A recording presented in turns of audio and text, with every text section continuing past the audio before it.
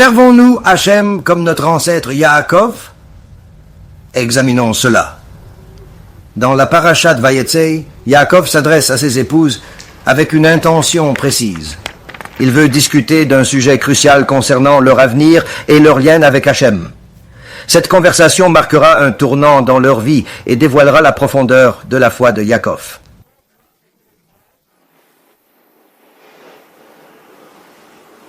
Et il leur dit, « Vous savez que j'ai servi votre père de toutes mes forces.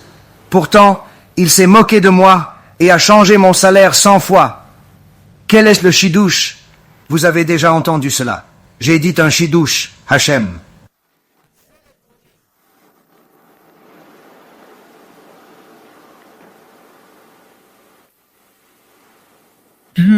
Vous savez que j'ai servi votre père avec un dévouement sans faille. Pourtant, il s'est moqué de moi, changeant mon salaire et le contrat 100 fois, sans le moindre scrupule.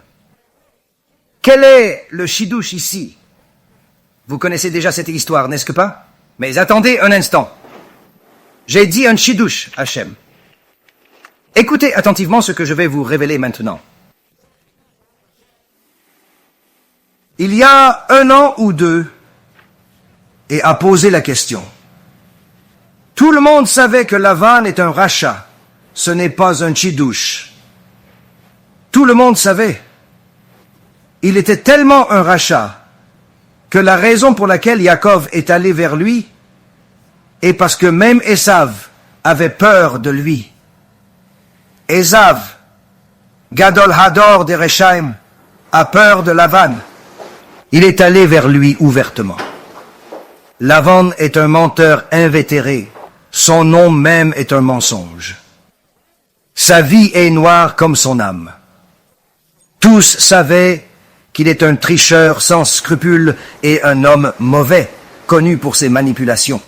Si tout le monde le sait depuis longtemps, ses filles le savent forcément aussi. Elles ont grandi avec cette réalité. Que dit Yaakov à ses filles? Votre père m'a trompé, changeant mon salaire 100 fois. Ne savent-elles pas que leur père est un criminel? Tout le monde le sait, même Esav qui vit dans un autre pays. Quelle nouveauté ici?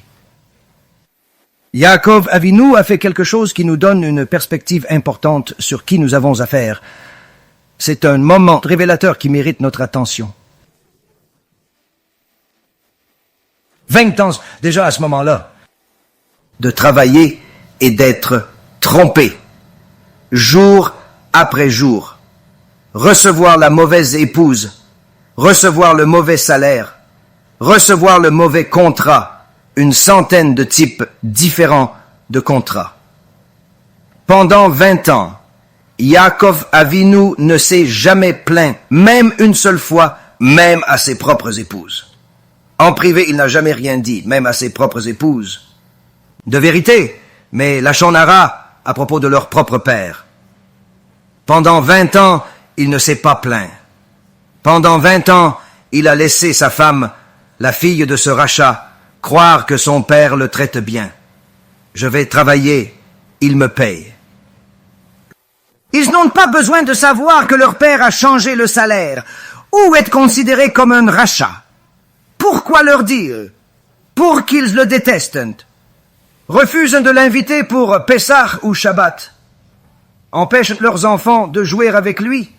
À quoi bon créer des conflits familiaux? 20 ans de souffrance silencieuse suffisent. Pourquoi prolonger cette douleur?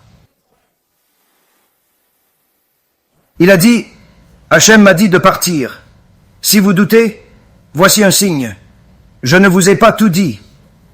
C'est une des raisons pour lesquelles Hachem veut que je parte, pas la seule. J'ai caché des choses par respect pour vous et votre père. Pendant 20 ans, j'ai gardé le silence. J'ai préservé votre image de lui.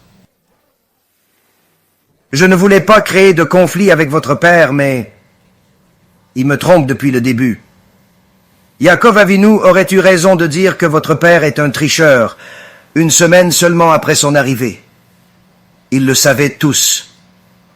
S'il avait dit que votre père lui avait promis d'épouser votre sœur, il aurait eu raison aussi. C'est la vérité, même si elle est difficile à entendre. Votre père m'a vraiment dit que j'étais censé recevoir autant de moutons. Votre père m'a vraiment dit ceci et cela. Il avait le droit de le faire. Mais il a dit non. Il n'y a aucun bénéfice. Tout ce que cela va faire, c'est de créer des problèmes. Pour la sanctification d'Hachem, pour le Shalom Bayit. Pour éviter le Lachon Hara, il est resté silencieux 20 ans. Une leçon de patience. Aujourd'hui, nous entendons une rumeur douteuse et 20 secondes après, elle est dans les nouvelles. Quelle différence! Yaakov Avinu, 20 ans de silence. Seder, discipline. Plus tard, dans Parashat Vayishlach, Yaakov Avinu, malgré une vie d'épreuve, dit avec gratitude, « Hachem, merci pour ces 20 années avec Lavan, les défis avec mes enfants et toutes les épreuves traversées. Ma vie a été difficile, mais tu as toujours été bon envers moi. Je suis reconnaissant pour ta bonté infinie et ta protection constante qui m'ont guidé et soutenu à chaque instant, malgré les adversités. » Il dit, « J'ai été diminué par ta bonté et ta vérité envers moi. Hachem, je sais que tout ce que tu fais est pour mon bien. Les stikkunim, les problèmes, les maux de tête, les pertes d'argent, les défis quotidiens, tout fait partie de ton plan divin pour ma croissance spirituelle. Même dans les moments difficiles, je reconnais ta sagesse et ta bienveillance infinie. Je sais que tout cela m'est bénéfique, et c'est tellement bien. Tu me fais en fait un chesed. Merci, tu me fais trop de chesed, Hachem. Je ne mérite pas autant de chesed que tu me donnes. Tous ces problèmes que tu me donnes. C'est la deuxième chose que nous apprenons à propos de Yaakov, mais la dernière est celle-ci. Nous savons que Yaakov a été trompé. Et pourtant, il a continué à faire confiance à Hachem malgré les épreuves. Nous savons que Yaakov l'a pris de la bonne manière, avec patience et compréhension. Mais ensuite, si nous allons au milieu, à la fin de Parashat Vayetze, lorsque Lavan finit par rattraper Yaakov et l'accuse injustement d'avoir volé ceci et cela, Yaakov, épuisé par ces accusations, dit enfin « Assez ». Il ne peut plus supporter ces fausses accusations. Ces 20 années passées avec vous, vos brebis et vos chèvres n'ont jamais avorté. Et je n'ai jamais mangé de bélier de votre troupeau. C'est-à-dire que je n'ai jamais pris ne serait-ce qu'un sandwich shawarma en travaillant pour votre restaurant sans le payer. Ce qui était déchiré, je ne vous l'ai jamais apporté. Si je travaillais dans votre restaurant et que le steak tombait, je ne l'aurais pas servi.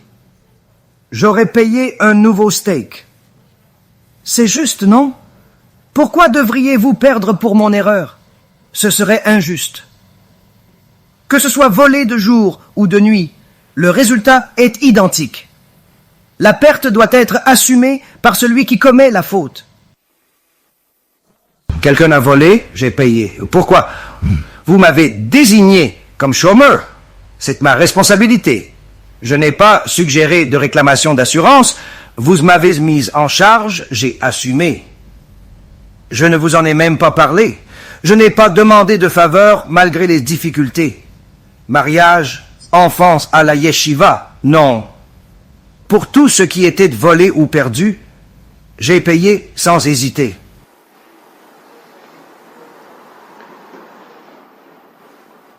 C'est ainsi que j'étais. Le jour, la chaleur brûlante me consumait, et la nuit, le gel impitoyable. Mon sommeil fuyait mes yeux. Épuisé. Voilà mes 20 longues années dans votre foyer. Elle dit, que ce soit sous la chaleur écrasante de la Floride ou le froid glacial de New York, Je travaillais à plein temps, sans relâche. J'ai oublié ce que ressent le sommeil.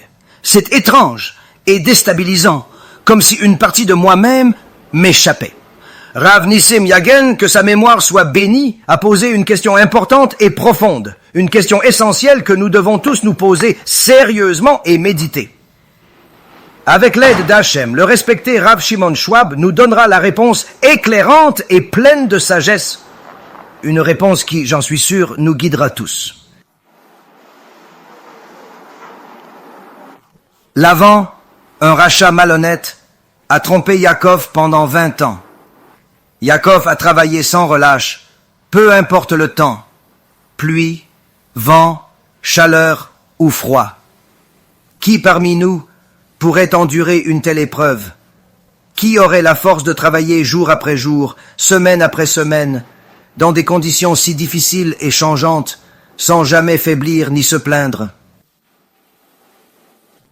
Nous prétendons servir Hachem comme Yaakov a servi Lavan. Réfléchissons-y.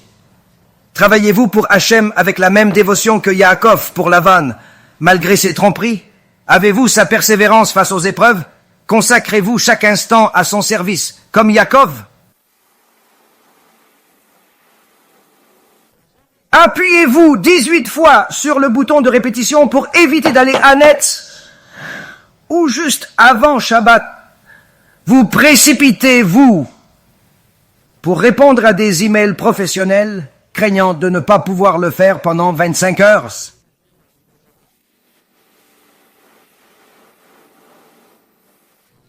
Quand votre épouse vous regarde de travers, oubliez-vous de contrôler votre colère et agissez-vous comme un animal sauvage? Réfléchissez. Servons-nous vraiment Hachem comme il faut, lui qui nous donne tout, yeux, oreilles, bouche, cerveau, vie, subsistance et compagnons? Pensons à sa bonté et à notre devoir de le servir correctement, avec gratitude et maîtrise de soi.